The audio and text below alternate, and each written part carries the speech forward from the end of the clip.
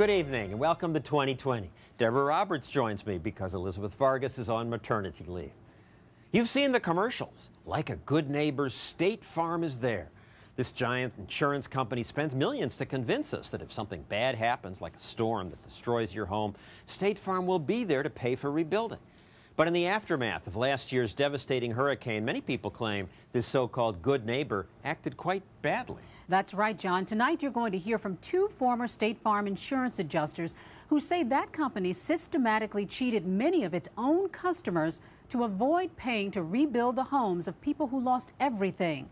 Here's Chief Investigative Correspondent Brian Ross with their claims of a good neighbor gone bad. Katrina was devastating, but so was State Farm. A lot of people were cheated. A lot of people were cheated. They wanted the people to know that we had arrived. And these two sisters say they saw the cheating firsthand as independent adjusters working exclusively for State Farm Insurance. For all the world, you were State Farm. We are State Farm. Tonight, Corey Rigsby and her younger sister, Carrie, are speaking publicly for the first time about what they say went on inside the country's largest insurance company. Until this storm, we were very proud to work with State Farm, and we did believe they always did the right thing. We've never seen any kind of activity like this. What they say they saw at State Farm's Katrina offices in Mississippi was supervisors demanding that damage reports be buried, replaced, or changed so that insurance claims would not have to be paid. We realized this is widespread. This damage report, the sisters say, would have backed up a policyholder's claim, but it was hidden in a special file with instructions: do not pay bill, do not discuss. I consider this to be a smoking gun.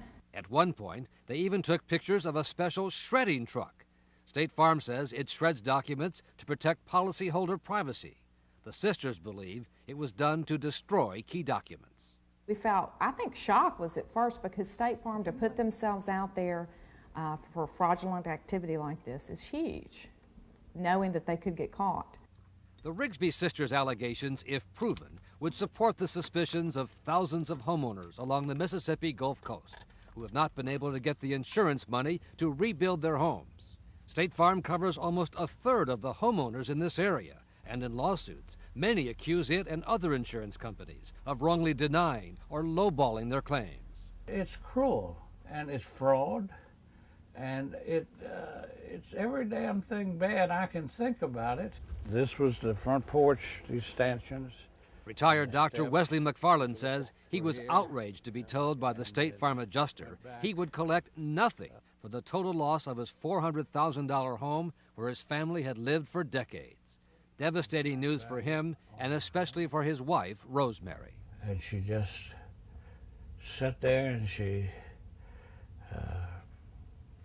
cried a little bit, and she said, well, what are we going to do? The Winds, refugees from Vietnam who scrimped and saved to make a home for their 3 children, got the same devastating news from State Farm. When I was told that they denied my claim, I came out here and I cried. I sat on this one right here, and I cried until 3:30 in the morning. Wind damage is supposed to be covered under State Farm policies, and during Katrina, there were gusts of up to 145 miles an hour. But water damage is not covered. The Rigsby sisters say what they discovered was that State Farm did whatever it could to find the damage was caused by water, to avoid having to pay. So as long as it's water damage, As long as it's water. they're very happy. They're very happy. But if it's wind damage, then everything changes. Then they're on the hook. Exactly. The sisters say they saw a senior State Farm coordinator go to great lengths to pressure outside engineers to prepare reports concluding that damage was caused by water, not wind. And she pulled out an engineer report, and she was flipping through it.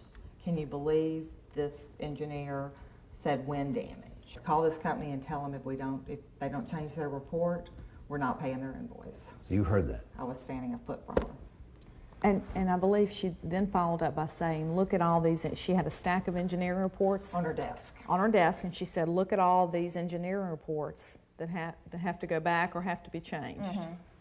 It took 3 engineering reports for State Farm to get one that concluded the wind's damage was caused by water. State Farm mistakenly sent her the first 2, which both concluded wind damage was predominantly to blame. They tried to cheat me. They tried to cheat me right here. The Winds, now living in a trailer, have hired a lawyer to sue State Farm. Whoever said calm comes after the storm probably had a State Farm agent. In its commercials and slogans, State Farm has long cultivated its image as the good neighbor. Like a good neighbor, State Farm is there. They are not a good neighbor, and they're not our friend anymore. They are not. But the company says it has paid more than $1 billion in claims in Mississippi and denies cheating anyone. We have not been cheating. Of course we have not been cheating. Instead of a company official, State Farm provided a Mississippi lawyer, Wayne Drinkwater, who told me in advance he had not been given the facts to answer many of our questions. Brian, I don't know what the facts are behind this. I don't know what happened. Brian, I don't know the facts behind this case, as I have told you. But State Farm's lawyers strongly denied the company had demanded changes in engineering reports to harm policyholders. You put no pressure on the firms. To come to any kind of pre-set result. We do not do that. You don't promise more work or take away work? Based on results of reports, we do not do that. Because we're told by people who work for you that's exactly what happened right here. Brian, that is not State Farm's policy, and as far as I know, we have no evidence that that has occurred.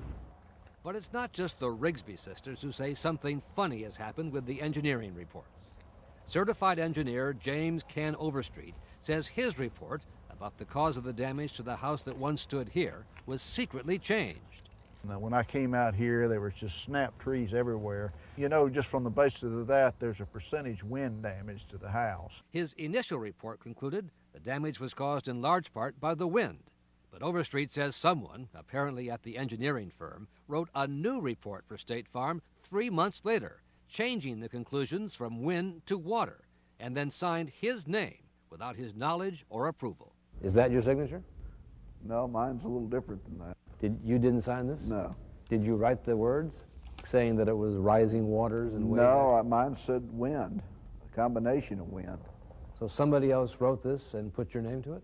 That's what it appears. The engineering firm denies being pressured and says it stands by the final report. I can do the print now. The Rigsby sisters have now downloaded thousands of documents from State Farm computer files and turned them and their own detailed statements over to federal and state prosecutors and to Mississippi's best-known trial lawyer.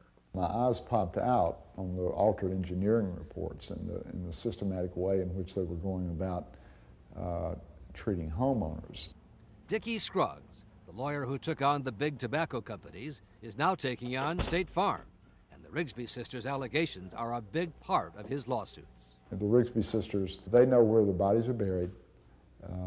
They know who's who in that organization. They know how it works. And do you think the sisters have evidence that goes to criminal behavior? If this isn't criminal, nothing is. State Farm's lawyer maintained he had never heard of the Rigsby sisters. You're familiar with them? I am not.